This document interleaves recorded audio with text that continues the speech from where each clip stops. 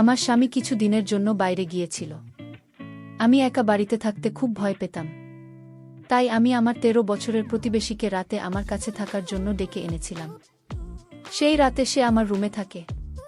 রাতের বেলা যখন লাইট নিভে গেল, সে আমাকে তার কম্বলে টেনে নিল।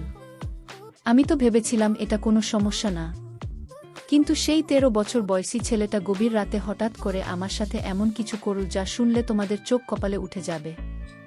আমি কোনোদিন কল্পনাও করতে পারিনি সে আমার সাথে।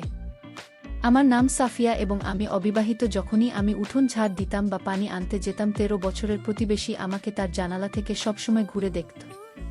কিছুদিন আগে সে তার মায়ের সাথে এখানে থাকতে এসেছে। চোখের মিলনেই সম্পর্ক কোথায় যাবে আমি ভাবতেও পারিনি। একদিন আমি প্রতিবেশী ছেলে তার সাথে আলাপ করলাম। সেদিন আমি প্রথম আমার নতুন প্রতিবেশীকে দেখলাম তার বাড়ির দরজা বন্ধ করে বাইরে এল। তখন আমি তাকে বললাম, সাগর, আমার কথা বলার খুব শখ ছিল। আমার স্বামী আমাকে বাইরে যেতে দিত না। সেদিন আমার নতুন প্রতিবেশীকে দেখতে পেয়ে খুব ভাল লাগান। আমি প্রথমেই তাকে নমস্কার জানালাম এবং নিজের নাম বললাম। নমস্কার, আমি আসিমা। আপনি কি এখানে নতুন এসেছেন? সে হ্যাঁ বলল। তারপর আমি তার নাম জিজ্ঞাসা করলাম।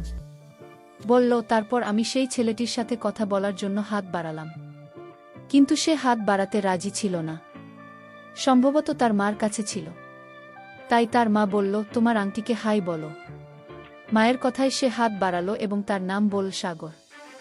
আমি আরও কিছু কথা বলার প্রস্তুতি নিচ্ছিলাম। তখন বল, কখনো সময় পেলে কথা বলবো। এখন আমাকে বাইরে যেতে হবে। তারপর আমি বিদায় জানিয়ে বাড়ি ফিরে এলাম। পরের দিন সকালে আমি পোহা তৈরি করেছিলাম। আমি ইচ্ছে করে বেশি পোহা বানিয়েছিলাম। আমার স্বামী অফিসে যাওয়ার পর আমি এক টিফিন পোহা ভরে প্রিয়াঙ্কাজি বাড়িতে গেলাম। আমি কথা বলতে খুব পছন্দ করতাম এবং কলোনের অন্যান্য মহিলারা চাকরি করত, ফলে তাদের সাথে কথা বলা সম্ভব হতো না। সারাদিন আমি বাড়িতে একা থাকতাম। কিন্তু এখন আমার নতুন প্রতিবেশী ছিল হাতে পোহা নিয়ে। প্রিয়াঙ্কাদের বাড়ির ঘটি বাজালাম। আমাকে দেখে কিছুটা অবাক হলেন। আমি বললাম, গুড মর্নিং প্রিয়াঙ্কাজি, আমি আপনার জন্য নাস্তা নিয়ে এসেছি। তিনি আমাকে বাড়িতে আমন্ত্রণ জানালেন।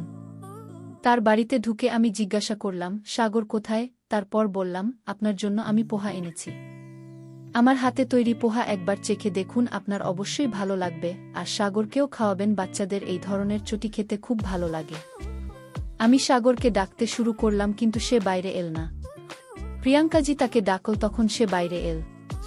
আমি বাচ্চাদের খুব ভালোবাসতাম। সাগর তার মায়ের পাশে বসেছিল।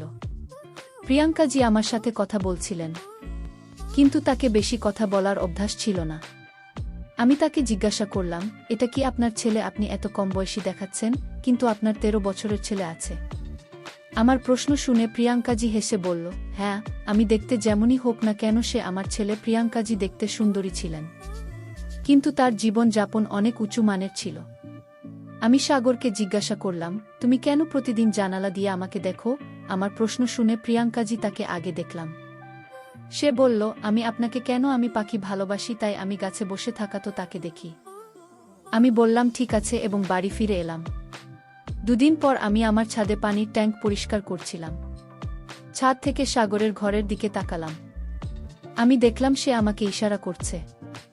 ইশারায় জিজ্ঞাসা করেছিল, আপনার সাহায্য করতে পারি?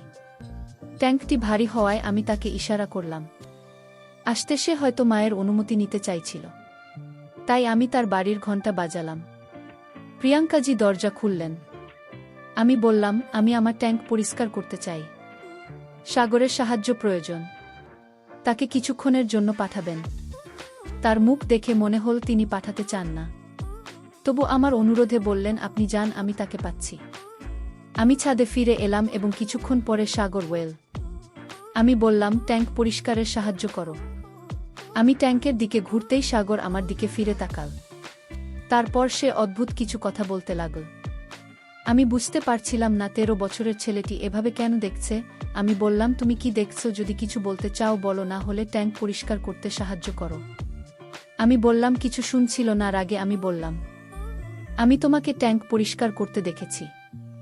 মজা দেখতে নয়, সাহায্য করো। বাকি কথা বাদ দাও। সাগর বলল, মা বলেছে কাপড় ভেজাতে নেই, বাকি সব সাহায্য করব। সে খুব বুদ্ধিমান ছিল। তখন সে আমাকে পুরো ভিজিয়ে দিল। তারপর সে আমাকে বিদ্রূপ করো এবং তাড়াতাড়ি মাফ চাই। তখন আমি পুরো ভিজে গিয়েছিলাম। আমি মুখ ফিরিয়ে দাঁড়ালাম। সে আবার আমার দিকে তাকাল। আমি তাকাতেই সে ইশারায় বলল, তোমাকে খুব সুন্দর দেখাচ্ছে। আমরা কয়েকদিন ধরে একে অপরকে চিনতাম, কিন্তু আজ সে আমাকে সুন্দর বলছিল।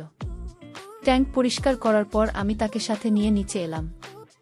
আমাকে পানি দিয়ে ভিজিয়ে দেওয়ার জন্য আমি খুব রাগান্বিত ছিলাম। তারপর সে বলল, তুমি তাহলে প্রতিশোধ নিয়ে নাও, তুমি আমাকে ভিজিয়ে দাও। পানি দিয়ে সাগর বলল, আপনি কত ভালো, যদি পুরো দিন আপনার সাথে কাটাতে পারতাম তাহলে কত ভালো হতো। আমি তার কথাকে মনে করলাম স্বামীর আচরণ আমি বুঝতে পারছিলাম না। সেদিন রাতে আমি আমার স্বামী আদিত্যকে সাদাসিধেভাবে বললাম, আদিত্য, তুমি তো কখনো আমার সাথে কথা বলো না। সারাদিন বাড়িতে একা থাকি, খুবই বিরক্ত লাগে। চলো না কয়েকদিনের জন্য কোথাও ঘুরতে যাই। আমার কথা শুনে আদিত্য চেঁচিয়ে উঠল, তোমার তো বাড়িতে বসে থাকা ছাড়া আর কোনো কাজ নেই।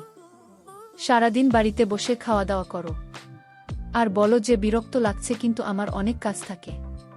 তোমার সাথে কথা বলার বা তোমাকে কোথাও নিয়ে যাওয়ার কোনো সময় নেই।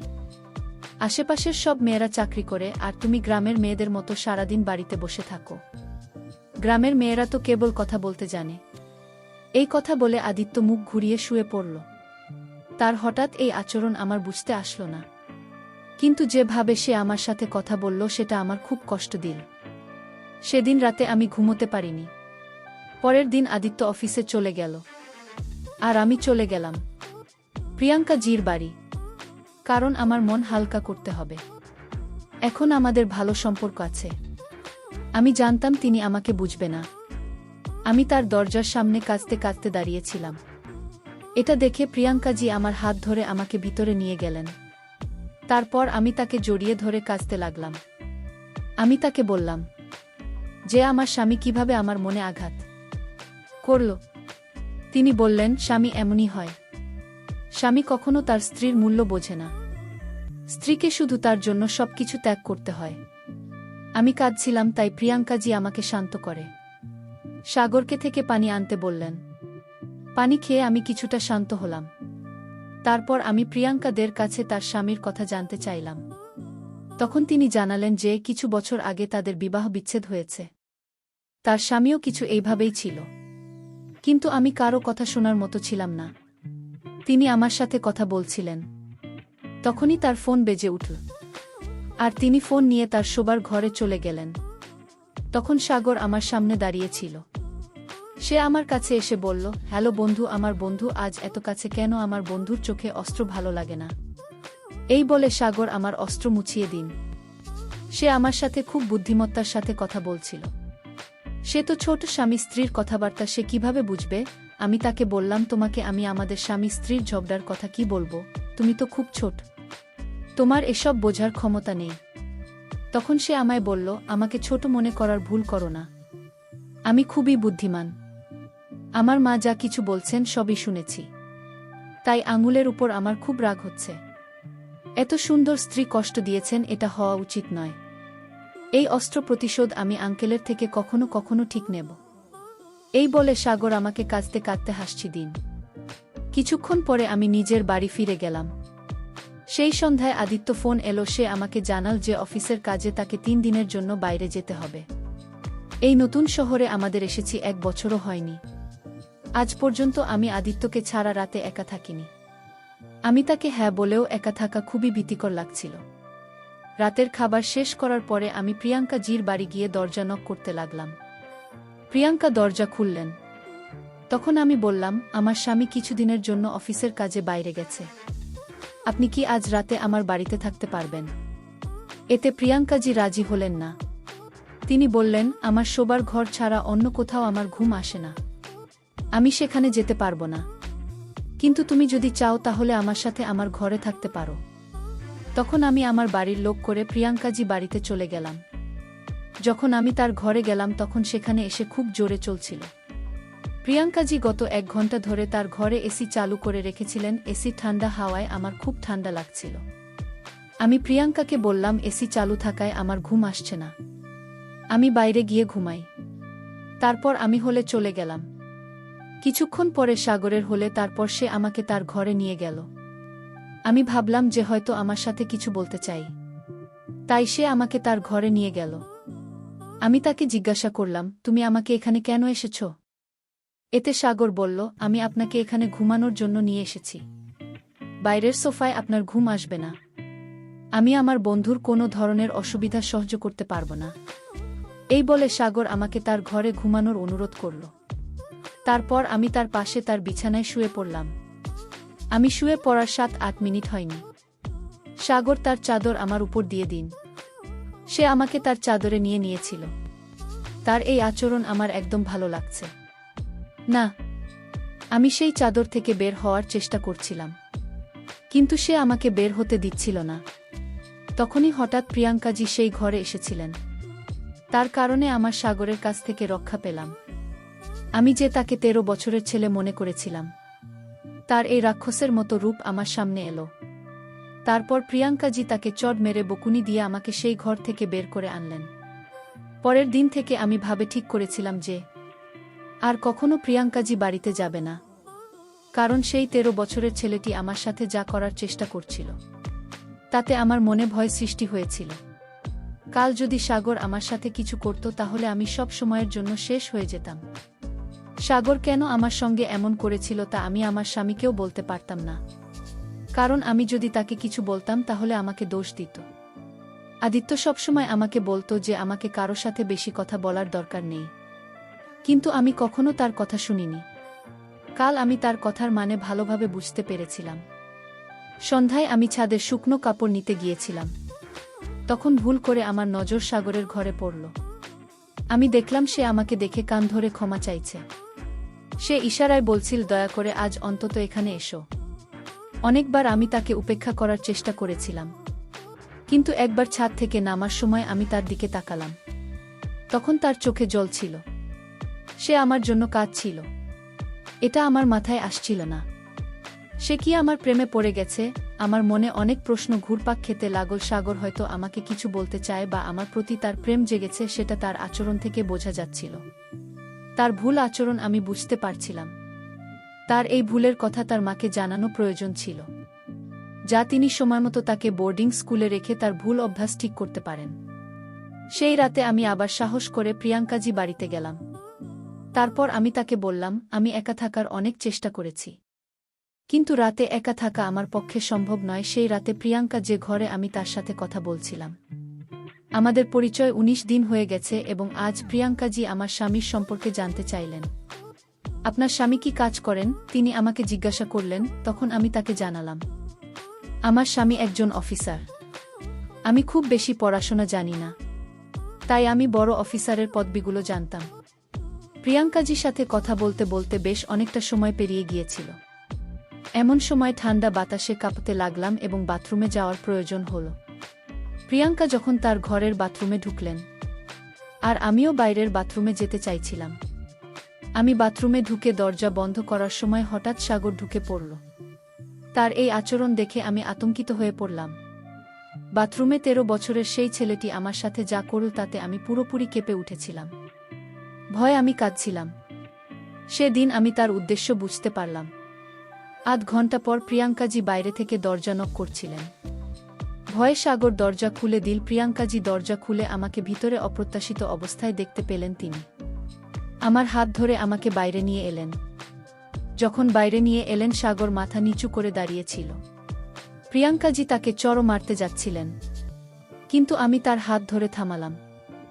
সাগর তখন আমার কাছে এসে কাঁদতে কাঁদতে বলল, আমি মাকে সব বলেছি, আমাকে ক্ষমা করুন। আমি তার কথাই চমকে গিয়েছিলাম। প্রথমে যখন সে আমার মুখ চেপে ধরে আমি ভয়ে আচ্ছন্ন ছিলাম, কিন্তু পরে তার চোখের জল দেখে এবং তার কথায় আমি সত্যটা বুঝতে পারলাম। সাগর আমাকে বলেছিল প্রিয়াঙ্কাজি তাকে বন্দী করে রেখেছে। আমি তখন প্রিয়াঙ্কাকে জিজ্ঞেস করলাম, তুমি কি সাগর তুমি তার সাথে এমন কেন করছো? এমন সময় দরজায় পুলিশ এসে পৌঁছান। পুলিশকে আমি বাথরুমে থাকাকালীন ফোন করেছিলাম। আমার স্বামী একজন পুলিশ কর্মকর্তা ছিলেন, কিন্তু আমি প্রিয়াঙ্কাকে শুধু অফিসার বলে জানিয়েছিলাম। কেন জানি না, আমার মনে হলো না তাকে বলা দরকার যে আমার স্বামী পুলিশে কাজ করে। আমার স্বামী কিছুদিন ধরে সিভিল ড্রেসে অফিসে যাচ্ছিলেন, তাই প্রিয়াঙ্কাকে দেখে বুঝে নিয়ে তিনি পুলিশে আছেন। আমার স্বামী ও প্রিয়াঙ্কার কখনো সাক্ষাৎ হয়নি। সত্যতা এই ছিল যে প্রিয়াঙ্কা সাগরের অপহরণ করেছিল। সাগরের বাবা একজন ব্যবসায়ী ছিলেন এবং প্রিয়াঙ্কা তাদের বাড়িতে কাজ করতেন। সাগর ও তার পরিবার বিদেশে যাওয়ার আগের দিনই প্রিয়াঙ্কা তাকে অপহরণ করেছিল এবং তার বাবার কাছ থেকে 10 কোটি টাকা মুক্তিপণ দাবি করেছিল। সেই টাকা না পাওয়া পর্যন্ত সেই সাগরকে নির্যাতন করছিল। পুলিশ তাকে গ্রেফতার করল। এরপর আমি সাগরকে জিজ্ঞেস করলাম, সাগর, আমাদের প্রথম সাক্ষাতেই তুমি এসব কথা আমাকে বলতে পারলে, তুমি কেন কিছু বলেননি? তখন বলল, প্রিয়াঙ্কার আমার উপর কড়া নজর ছিল। সে আমার ঘরেও ক্যামেরা লাগিয়ে রেখেছিল। শুধু তাই নয়, সবসময় মোবাইলে রেকর্ডিং চালু করে আমার পকেটে রেখে দিত, যাতে আমি কার সাথে কথা বলি সেটা সে জানতে পারে। সে আমাকে বহুবার প্রাণে মারার চেষ্টা করেছে, তাই আমি সবসময় তার ভয়ে থাকতাম। যখন আমি আপনাকে দেখলাম, তখন আমাকে সাহায্যের একটা আশা জাগল। আমি ভেবেছিলাম আপনি আমার কিছুটা সাহায্য করতে পারবেন এবং আজ আপনার জন্য আমার জীবন বাঁচা। বন্ধুরা, আজকের গল্পটা এই পর্যন্ত। যদি গল্পটি ভালো লাগে তাহলে অবশ্যই চ্যানেলটিকে সাবস্ক্রাইব করে পাশে থাকবেন। ধন্যবাদ।